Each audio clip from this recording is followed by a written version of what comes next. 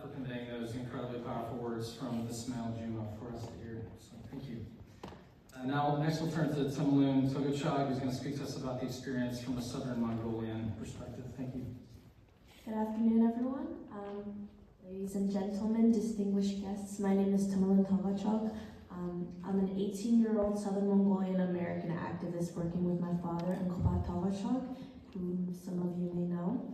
I was born and raised in the United States after my parents came here seeking political asylum, and I stand before you today to use my privilege as an American-born citizen to speak on behalf of the voiceless, the Southern Mongolians.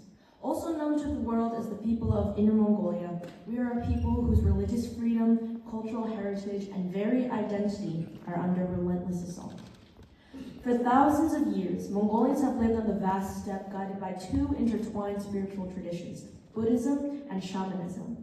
We are a Buddhist nation deeply shaped by the teachings of compassion, wisdom, and non-violence. At the same time, we have preserved our ancient shamanic practices, which root us to the land, to our ancestors, and to the spirits of nature.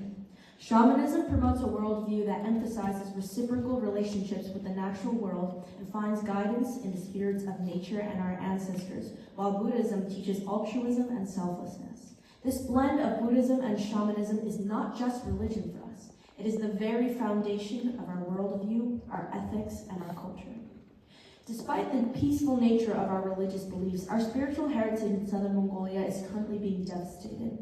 During repeated waves of political campaigns, most notoriously the Cultural Revolution, the Chinese government carried out a systematic destruction of Mongolian belief systems.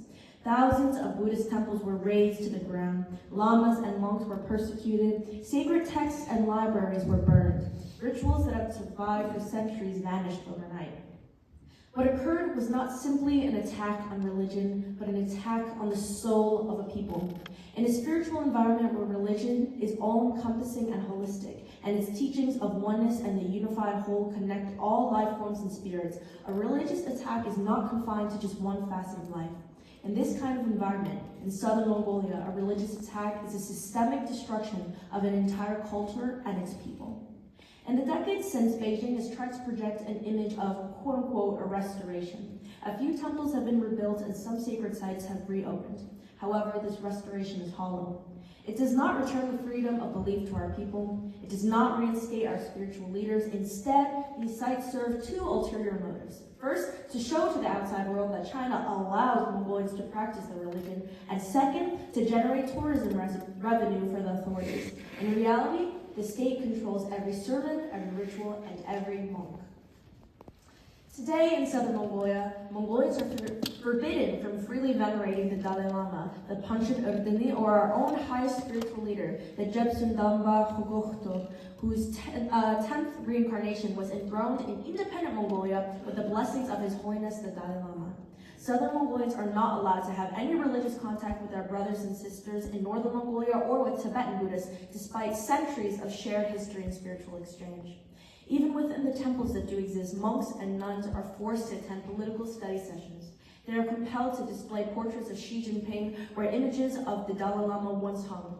According to the Aja Rinpoche, also known as Aja Gugun, the former head of the Mongol-Tibetan Buddhist Center in Bloomington, the Chinese government has completely abolished the reincarnation system in Southern Mongolia. Even in some Tibetan areas, it is at least nominally tolerated, but for Mongolians, it has been entirely extinguished. Our ancient shamanic practices are also under strict surveillance and distortion. Sacred rituals such as the offering of obo cairns are tightly monitored. In some cases, these rituals are mocked, scorned, and ridiculed. What was once a sacred ceremony connecting us to the land and to the spirits is now treated as a performance under watchful eye.